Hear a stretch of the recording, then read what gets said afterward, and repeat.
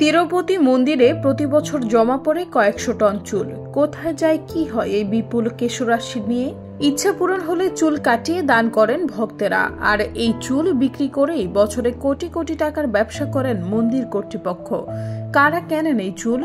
কিভাবে চলে বেচাকেনা? প্রতিদিন হাজার হাজার পুণ্যার্থী ভিড় জমান তিরুপতি সহ দেশের বিভিন্ন মন্দিরে পুজো দেন। ইচ্ছে পূরণ হলে চুল কাটিয়ে দান করেন ভক্তেরা, আর এই চুল বিক্রি করেই বছরে কোটি কোটি টাকার ব্যবসা করেন মন্দির কর্তৃপক্ষ।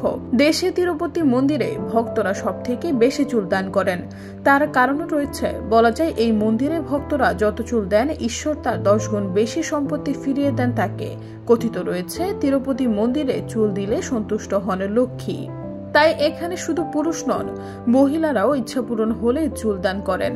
চুলদান নিয়ে অন্য একটি গল্প প্রচলিত রয়েছে। বলা যায়, অতীতে বালাজির মূর্তির উপর পিঁপড়ের পাহাড় তৈরি হয়েছিল।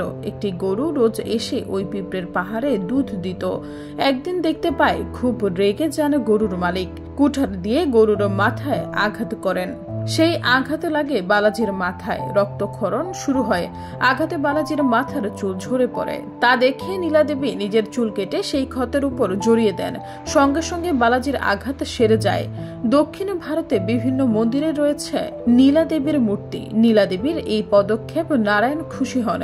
জানান, মহিলাদের শরীরের সৌন্দর্যের গুরুত্বপূর্ণ অঙ্গ হলো চুল। সেই চুলই তার জন্য কেটে ফেলেছেন নীলাদেবী।